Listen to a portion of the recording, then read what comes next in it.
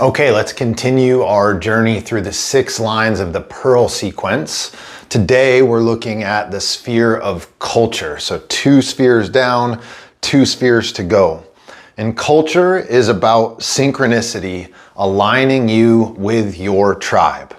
And like the sphere of evolution and the activation sequence and the sphere of IQ and the Venus sequence, this sphere holds back a ton of potential energy. And when you are able to unlock it, all sorts of cool stuff starts to flow into your life. And it's unlocked through initiative. It is your vocation, that inner driver in action, coming out into the world. And vocation is your nature, and your culture is the nurture, the things that show up around you, your environment. And as you lean into your vocation, support is going to just appear. It is about synchronicity. It's about the Synarchy. So we've got hierarchy, which everyone is, I'm sure, familiar with. I'm highest, and then the next person, and then the lowest person on the totem pole. And then we talk about heterarchy, where everyone is at an even playing field. And then we've got the Synarchy, which is essentially heterarchy, but organized by nature, organized by some higher force. And please, as you watch this video, listen to all 6 of these lines. In this sphere, that is really important because you need to understand all of them to understand where you fit amongst them. The shadow here is directly blocking your prosperity. So like IQ unlocks love and emotional connection, here culture unlocks prosperity that wants to flow into your life. And the gift is where you fit into the collective. It's your role. So let's get started with line 1, which we see as the individual. So this person is self-motivated. They're essentially the entrepreneur, is a great way to think about it. You are here as a line 1 to bring something new into the world.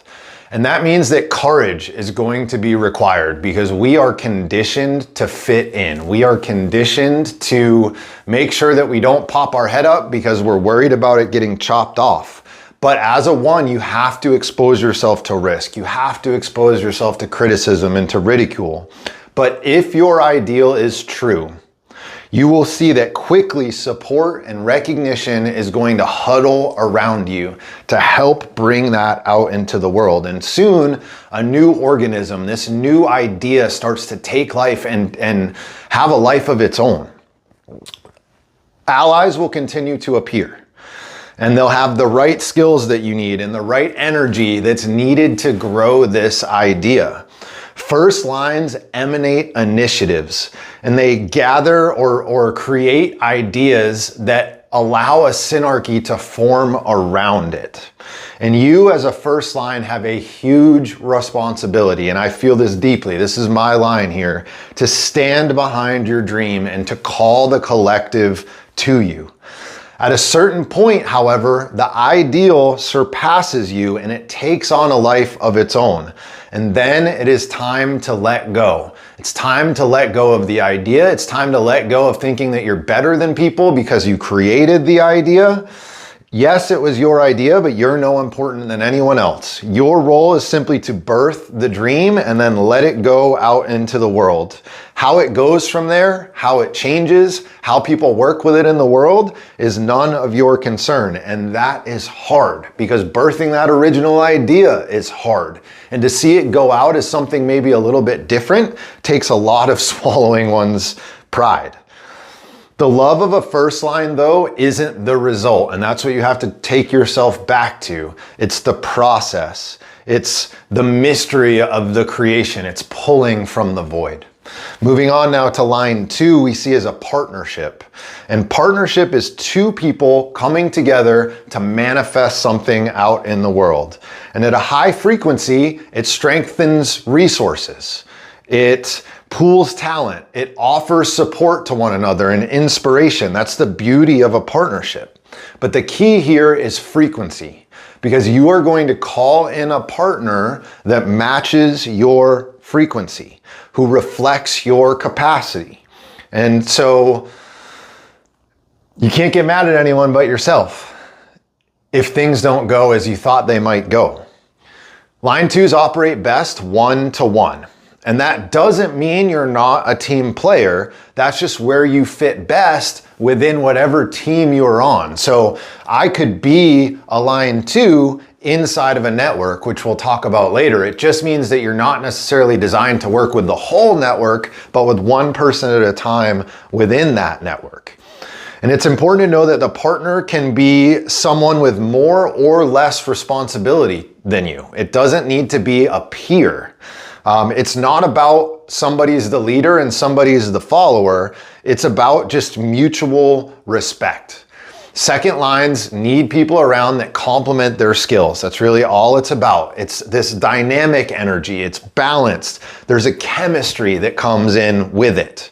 And it could be a literal marriage partnership, or it could be an executive and a personal assistant. And in those scenarios, either person could be a line two. So it doesn't need to be a two with a two. A line two could interact with any of these other pieces, and that's really important to understand. Nothing worse.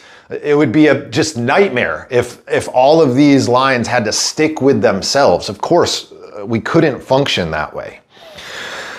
We have to be careful, second lines, because you easily fall into over-reliance on the relationship, or into jealousy, or even over-sexuality, or just too much intensity at large in the relationship. Remember, second lines are full of passion, and that can take over sometimes. The partnership has to be founded on a higher vision, on service.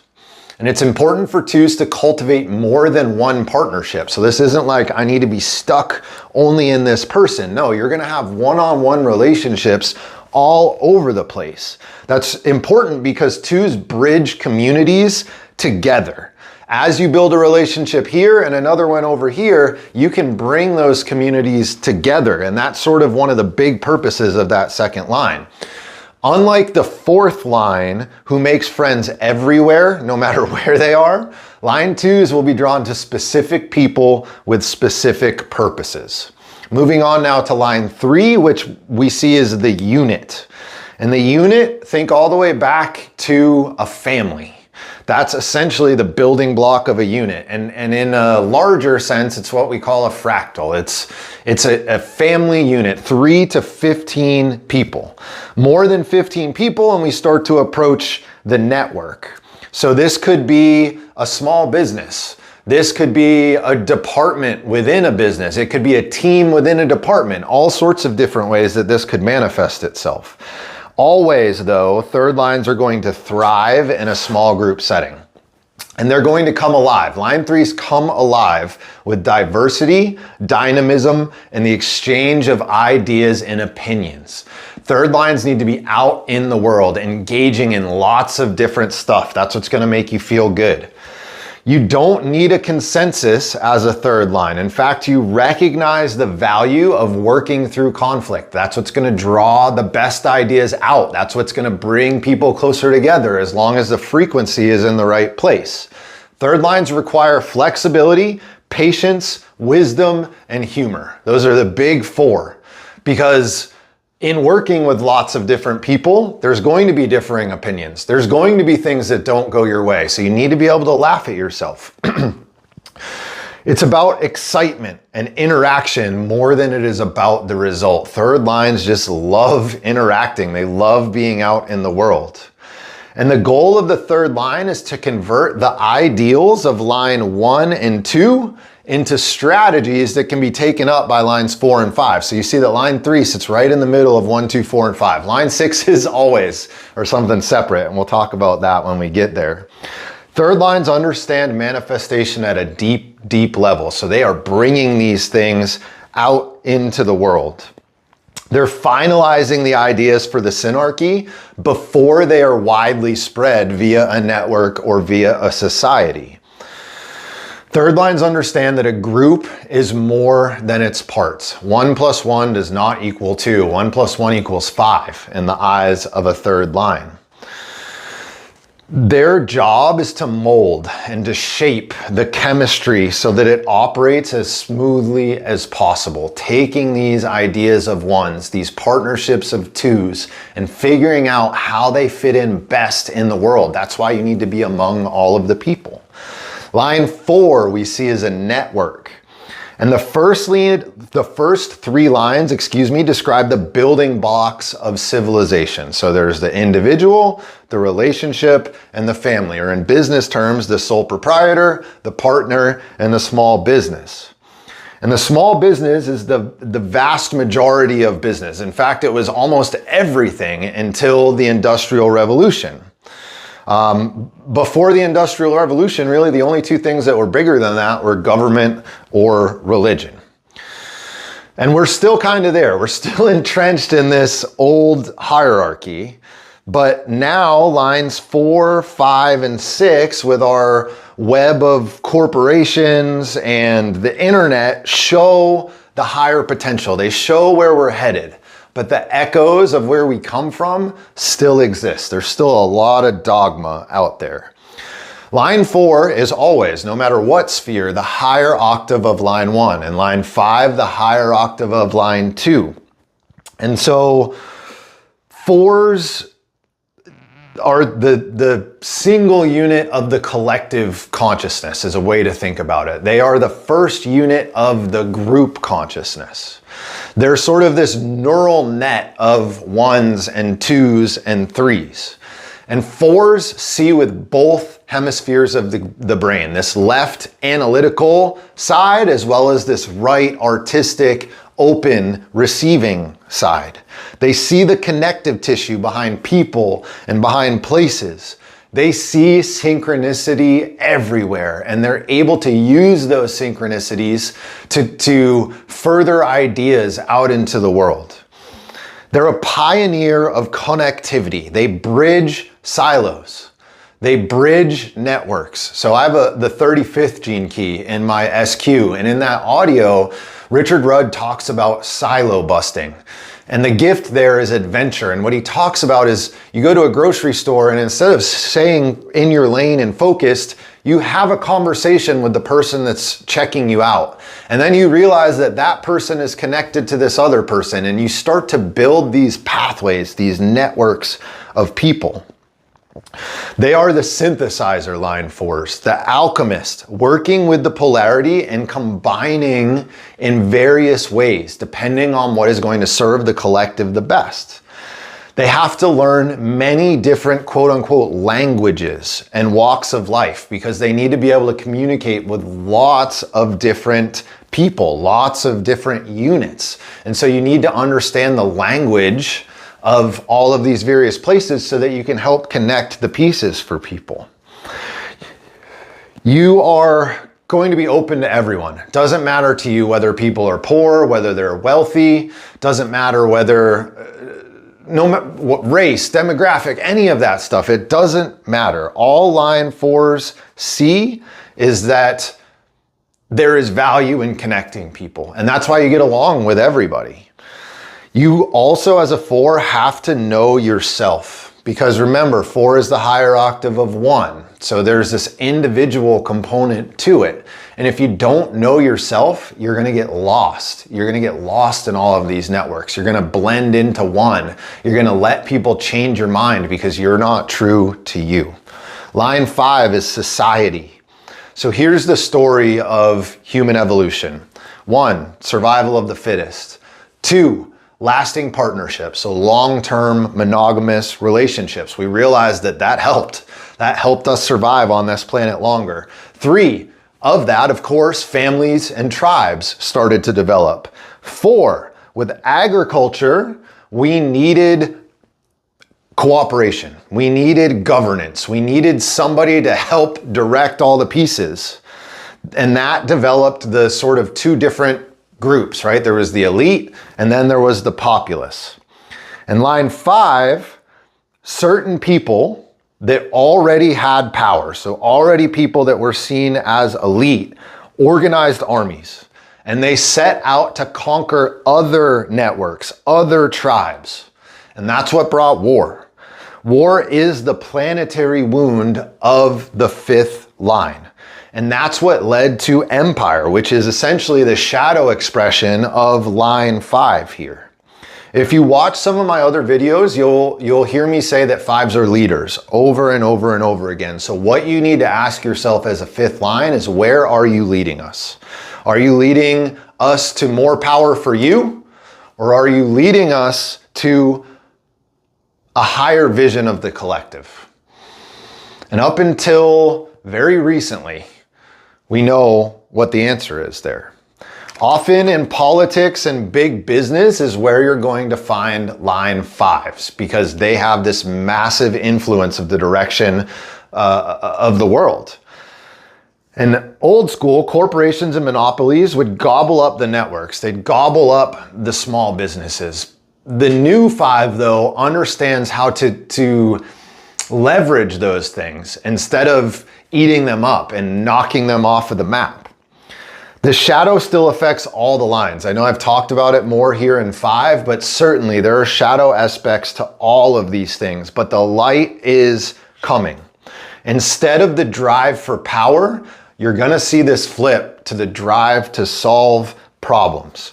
Remember, line 5 is keynoted the fixer. They are motivated by practicality. They're motivated by solving problems for other people. You're a global player as a fifth line. You have a big energy and a big potential. And often 5s are afraid of their power. Or on the other side, they get overcome by it. In either case, the solution is to open your heart, to remember that other people are involved here, to remember that you have a higher purpose. 5s bring to fruition what 1s have dreamed up. And it's their job as 5s to organize the other elements so that everyone is serving a single higher purpose. All of these other previous 4 lines get organized by a 5 to march towards something worthy. The fifth line has a lot of charisma. It has a lot of love, and it has a lot of generosity. And with those things, it can and will change the world. It recognizes inherently the value of all of these other lines, and it can help them see how they're a piece of the larger puzzle. They see that everyone has equal importance, has equal responsibility, and can help move us closer and closer to the birth of a new way of doing things. They serve a higher ideal. They don't serve a single person or a single group. And then finally, moving on to the 6th line here, we have the system. And in the past, system thinkers were either religious authorities or they were outcast. Ultimately, that's the blessing and the curse of a 6th line, because they see the holistic nature of the cosmos, of the universe. And because of that, others often see them as different or weird or out there or whatever word you want to use there. And that often leads to cruelty from them, because either they're in awe of them or they're terrified of them. Either way, though, it can lead to it can be hard for people to accept 6s. There's a big difference though between the religion of line 5, that organization, that hierarchy, and the mysticism of the 6th line. One of those things is concerned with power and control and manipulation, whether it's conscious or unconscious. The other one of those could care less about any of those things. It has no interest in power. 6s have a huge spiritual longing, and they are more contemplative because of that. And oftentimes that means that they come across, or even within themselves, as lost. And 6s, because of this separation, can feel indifferent to the world. They can feel indifferent to suffering.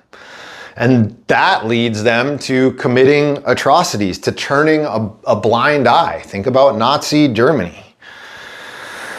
At its best, though, 6 lines are able to capture this profound ideal of reality and to use that ideal as fuel for growth, as fuel to be an example for other people. And that magnetizes anyone who has the slightest inclination there might be more than what we can see.